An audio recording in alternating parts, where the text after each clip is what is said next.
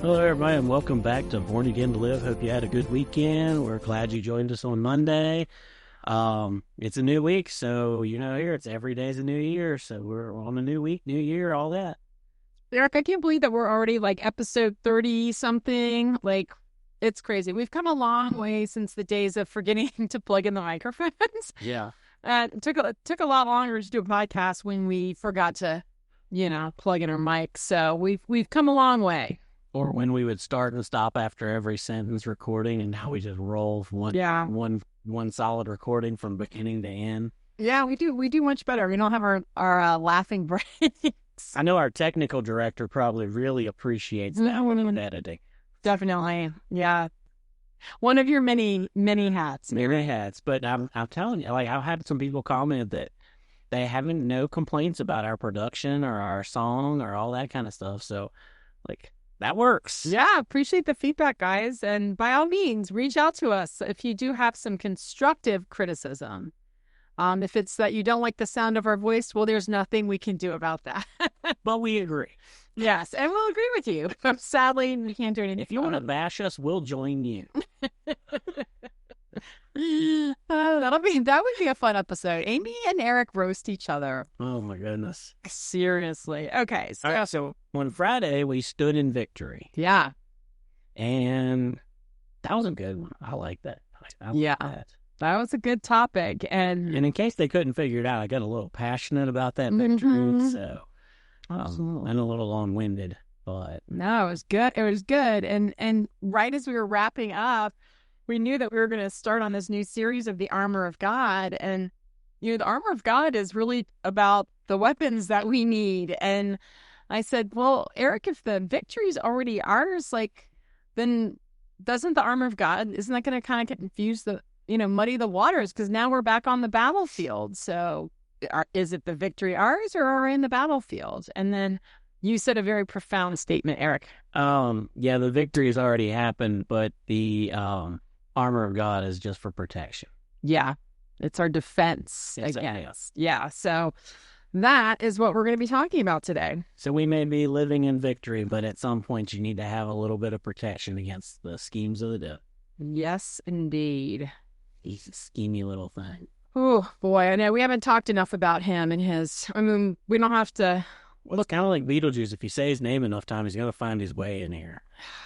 The truth. Well, he's always trying to mess things up for us. But, just on my drive here today, Eric, I told you there is a pretty horrific looking tractor trailer just get off the road. And it was right where 81 and 66 kind of, you go either north or south. And it was a flatbed truck with a ton of plywood on it. And, as I'm driving up on this thing, I could tell I just missed this accident. And so, it's pretty crazy. But the devil is always up to his schemes. And that's where the Armour of God comes in. Do you want me to read the part about it in Ephesians, Eric? Sure. Yep. Let's get into it.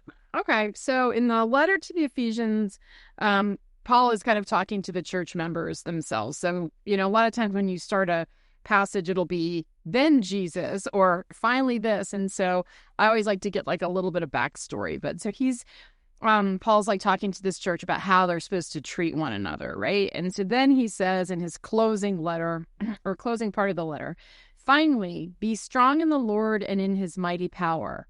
Put on the full armor of God so that you can take your stand against the devil's schemes. For our struggle is not against flesh and blood, but against the rulers, against the authorities, against the powers of this dark world, and against the spiritual forces of evil in the heavenly realms. Therefore, put on the full armor of God so that when the day of evil comes, you may be able to stand your ground, and after you have done everything, to stand. So let's stop right there for right now, because there's a whole lot right there. There it is. Woo! And one of the things that popped out to me was in verse 12 there, Paul doesn't call it a battle. He calls it a struggle. A struggle. And we just stood in victory while in God's word's truth, and it says the victory's already won, but it is a struggle. Mm-hmm. There's a struggle that we go through to know that God is who he says he is. Sometimes we let our brains make us think that he's not that person or that he's not what he says he is. And then we allow ourselves to get down on ourselves, or we get that, let that devil just creep right in there and doubt who we are. Right. Child of God.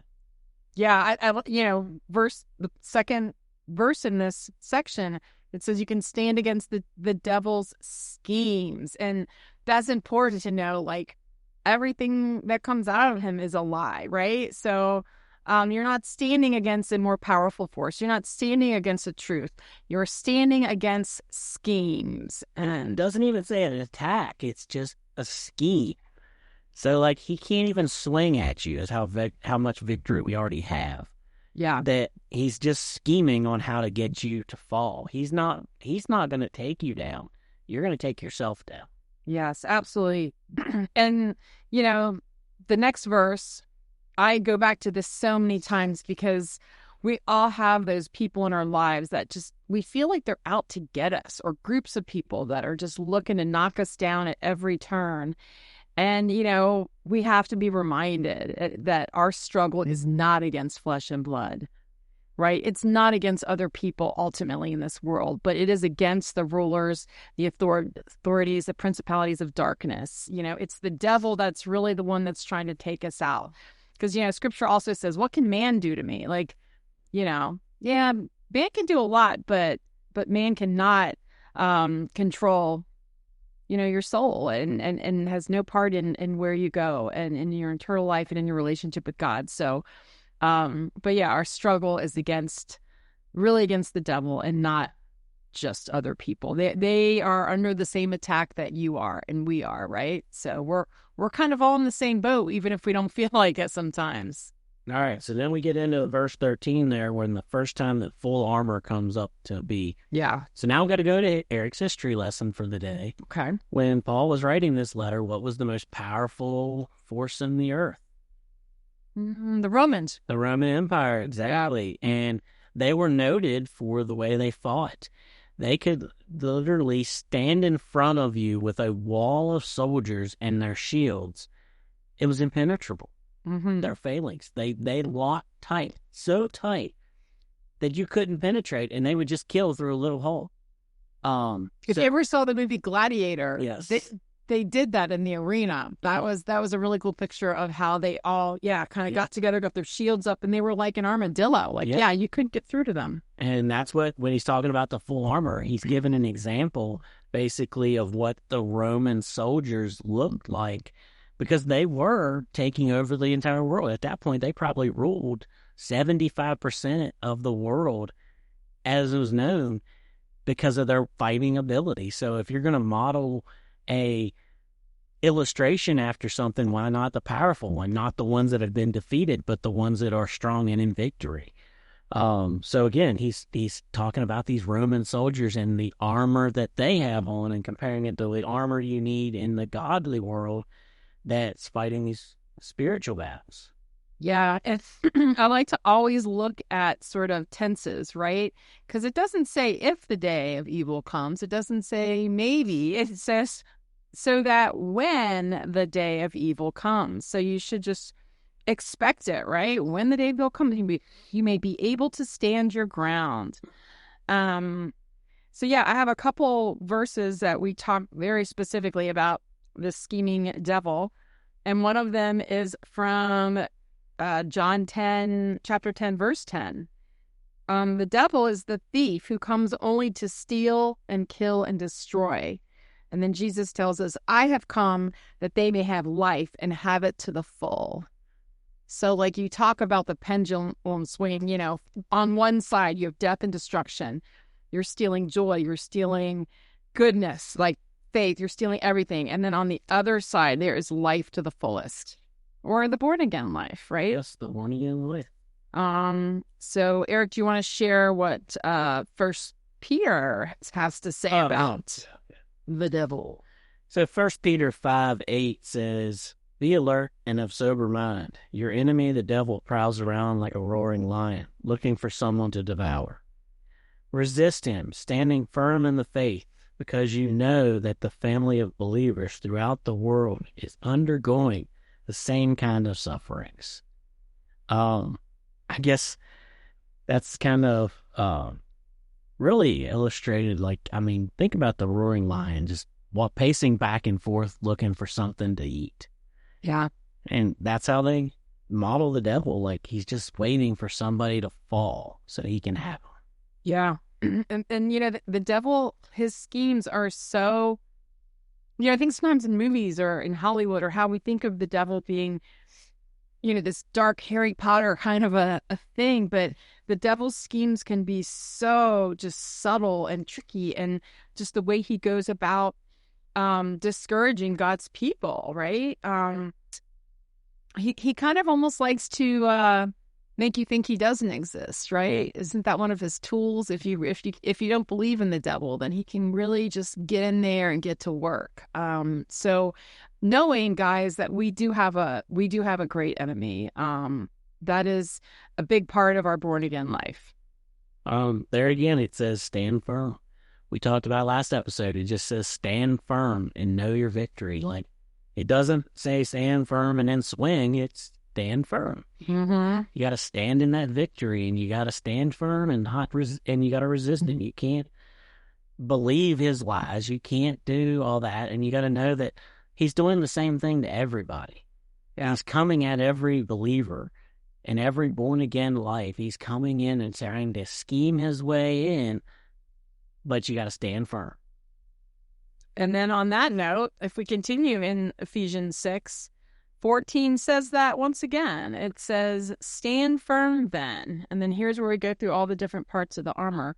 We're going to kind of go through these one by one, but it says, stand firm then with the belt of truth buckled around your waist, with the breastplate of righteousness in place, and with your feet fitted with the readiness that comes from the gospel of peace. In addition to all this, take up the shield of faith, with which you can extinguish all the flaming arrows of the evil one. Take the helmet of salvation and the sword of the Spirit, which is the word of God. So which piece do you want to start with, Amy? I mean, I like to go in order. So you're not allowed to throw chaos out. All right, throw the chaos. All right, why don't you just tell me what you want to start with? I love the helmet of salvation. All right, we'll start there. Because I believe that's where it all begins. If you don't have your salvation, the rest of the armor falls off pretty easy. All right, that is... I know, Amy's she's a list, she's a structure person, and we have this really cool laid out list of things, the way they've done in the verses, and then Eric goes, let's go to the end of it. Let's start that. It's true. It's the last. Well, and I even wrote, like, when we are born again or saved, we are sealed with the Lord's Spirit, of which it can't be taken away. That's why it says we're sealed. It's not just sprinkled on us to wash away later. We are sealed with the Lord's Spirit. And, you know, to me, the helmet represents this protection, like right over our head, you know, because the head is the source of all of our thoughts, our emotions, the faith, the love, the logic, all of it that draws us to Him. Like, so, you know, that helmet on our head, which is just sealing us with that Spirit. That's, I mean, yeah. If you don't have if you're not saved and you're not born again, then the devil doesn't want to fight you. Yeah. I mean, there's no reason to have a defensive armor if he's already got you. Well, I see these first few as like the defensive parts, and then I feel like the shield of faith and the helmet of salvation, those are your offensive things, right? Because with the helmet of salvation, we already have the victory, right? So that's definitely move 15 yards closer, yeah. Right? And since you like to go backwards, the shield of faith, right? That's our other kind of offensive tool. Well, I don't know. That's sort of the word. Oh yeah, where did I put that one? I don't know, but yeah. So yeah, it's actually last. I'm sorry, it's actually last. You're right. I skip in the middle then. Sorry. All right. So yeah, I mean, I still stuck on the helmet. Like, okay, so that's where the target is, right? Most times, you know, if you get into somebody's head, yeah. So if you got that, think about in their times that back then the shield or the helmet would have been like probably bronze or a heavy metal. Yeah. So even a arrow couldn't penetrate, and Your sword couldn't penetrate it. And the only way to really get to that skull or into your brain, the thing that causes you to be able to function, is that it has to come off. So if you lose your salvation or you don't have that helmet on, it's easier to attack the rest of the body. That's good. Yeah, very good point. So I think that it's kind of just sprinkled in there. You're like, oh yeah, of course you got to have a helmet if you've got armor, but at the same time, if you don't have a really solid salvation and you're just like, I don't know why, but it's been settled on me lately that there's people who like, they say they're saved and then they go to the altar again like 3, 4, 5, 6, 7, 8 times in a year. And it's like, you can't keep going forward to get saved if you're saved. Like if you're saved, you're saved. You know you're saved. And you don't have to keep going forward. And I know it's a process for some people, and I know it's a battle at the same time. But like true salvation and born again, as we talked about, is that transformation, and that starts with that helmet.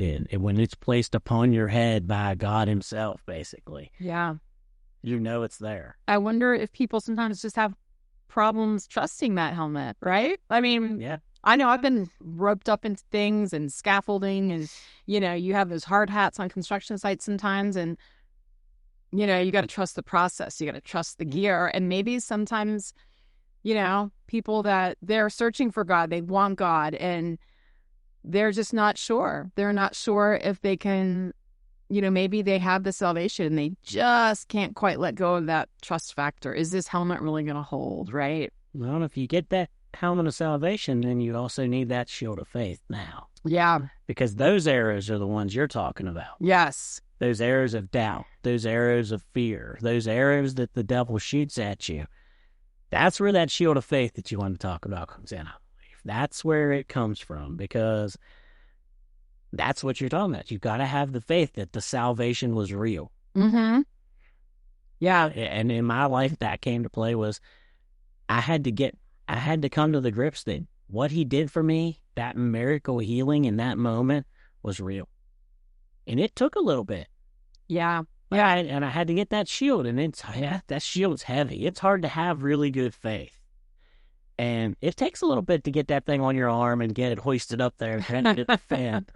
But if you can link your faith with that salvation, you got a pretty strong foundation for your armor. Yeah. You can knock out the arrows that are the fear, the doubt, and all those things. And fear is his biggest arrow, I believe. Yeah. Oh, yeah. I mean, yeah, fear is crippling. We've all seen it in different aspects of our lives. I like to always talk about his other more subtle tactics, because again, these are all his schemes, right? The devil he's the king of all lies. And, so he's the fear is a huge lie. Discouragement, that's a tactic that the devil loves to use. So the minute we just have the seed of doubt, like maybe I'm not saved, maybe God isn't going to help me through this, maybe God doesn't hear my prayers, right? I love the way when the serpent was talking to Adam and Eve, he'd kind of be like, did God really say that? So he loves to be this discourager. And to me, this is one of his most subtle but potent kind of tactics, is distraction. The devil loves to get you off your course. And I even just see this sometimes when I'm, reading my Bible in the morning. Like, that's when my phone's going to blow up. Like, not when I haven't heard from someone in 8 days or I could go a whole weekend. I'm like, wow, it's been a quiet weekend. But it's going to be right when I'm trying to, like, move closer to God. That's when the devil likes to swoop in. He likes to distract you. Discouragement, derailment, disbelief. I call these the devil's D's. Death and destruction are the ones that are very obvious, that you go to a news feed and you see those big dramatic death and destruction, but then it's those other ones. I mean, I think discouragement, right? Like we sometimes get isolated or we get overworked. Eric, I'm talking to you. We get tired. We get, sometimes we just don't see the fruit of all of our hard work, and it can just be discouraging. And man, the devil can just get that little bit of foothold in there and be like, all right, Eric's down, he's discouraged, he's distracted, I got him now, right? Yeah. And that's where that shield of faith comes in. Shield of faith. Mm-hmm. And if you're truly saved, you got the shield of faith. Absolutely. All right, so looks like we're out of time for today, so we're going to roll this over. We got a long ways to go in the armor of God, but get your helmet of salvation on and pick up that shield of faith, because we're going to tread you on forwards. Let's go. No longer fit to borrow. No more shame or sorrow. My past regrets were washed away. Hey guys, thanks again for joining us today. We want to make you a part of the conversation. So please visit our Facebook page at Born Again to Live the podcast and leave a note or a comment, questions, prayer requests. We just want to hear from you. And while you're at it, please like, subscribe, and share so that others can find out about our podcast. Thank you.